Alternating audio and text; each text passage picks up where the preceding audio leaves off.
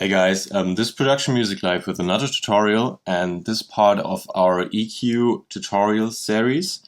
And in this tutorial we are going to have a look at dynamic EQs. There are basically two different concepts. There are static EQs like the EQ8 over here, and there are dynamic EQs.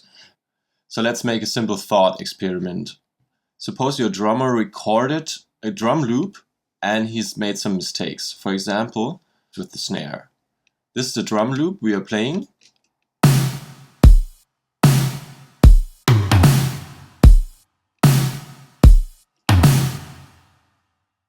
That's still fine, but let's suppose he's done something wrong with the snare, and I copied this snare track over here.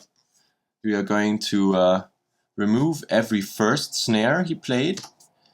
You already see this highly emphasized EQ over here. Let's suppose he's playing the second snare really loud. I'm going to make that pink to make this more obvious over here. We increase the gain of this second snare around 300 Hertz.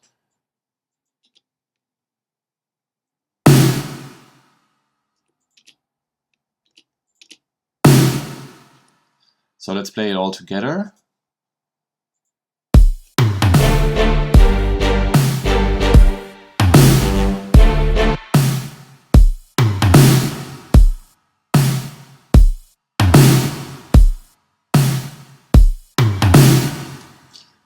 Let's say we recorded it like that and we want to correct it.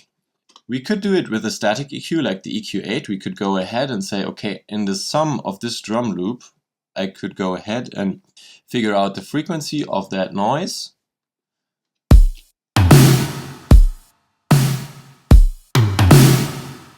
And I see a lot of increased volume over here, so I would select this area and take down the gain over there and reduce the Q, something like this. And I would take it out slowly. But the problem is I'm affecting everything else in this frequency as well. And now, of course, it's possible to do it completely manually and go ahead and say, okay, we need to work with the scale of the EQ just in the moment when the error occurs. Almost nothing over here, almost nothing later. But over here we are going to apply it 100%. So, or maybe increase it up just before and increase it down just after.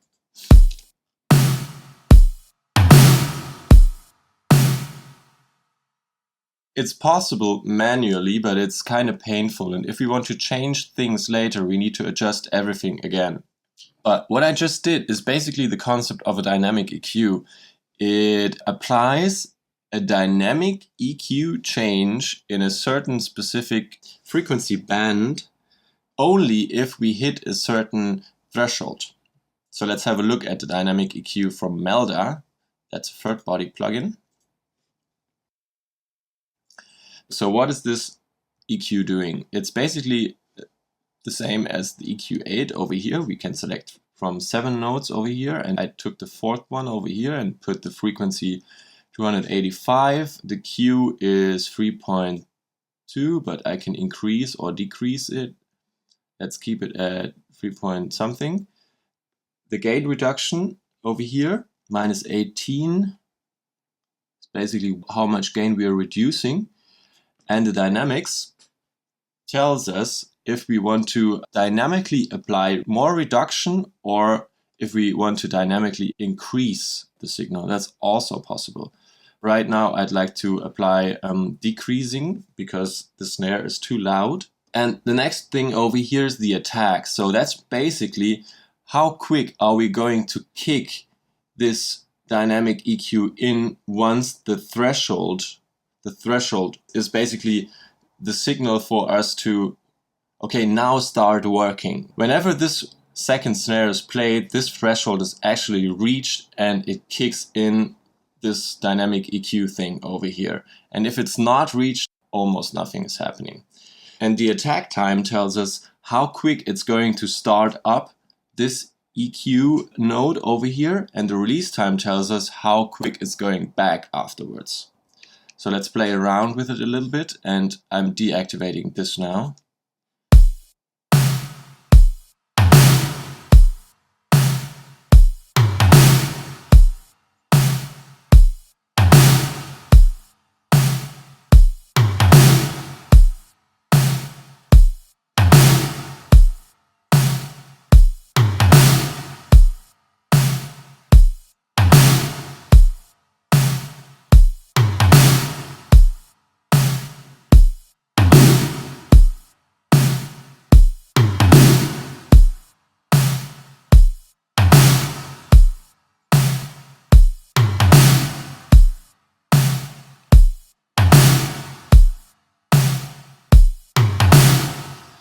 So you can pretty much see it duck every time and attenuate every time the snare comes in, but as this snare is so really loud and also present in other frequencies, that wouldn't be enough.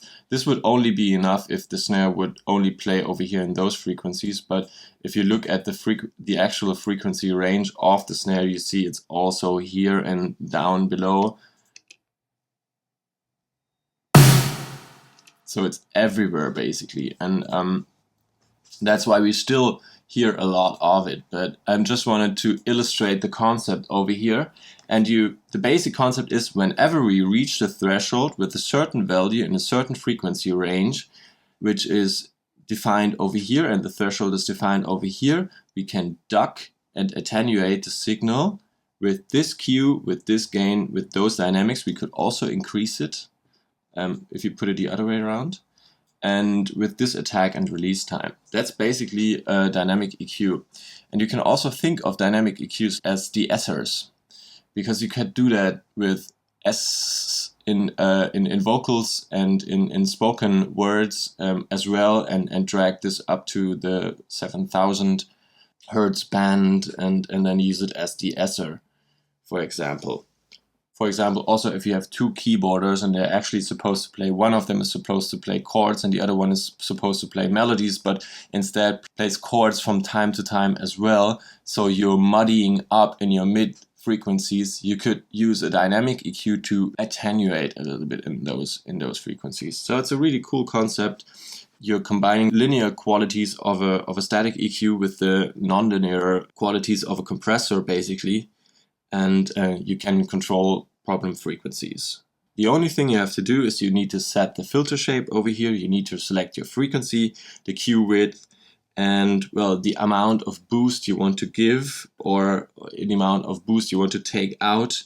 We only cut or boost once the threshold is reached with this specific attack and release time. The cool thing is you can really control frequencies without affecting the full song. So that's a real benefit, and it's also really a workflow increaser. I hope you get the concept of dynamic EQs. If you have any questions, post them below. If you're interested in this template in the back, we have a video tutorial on that one as well, and I'm going to put the link in the description. And subscribe to our channel, and I hope to see you next time.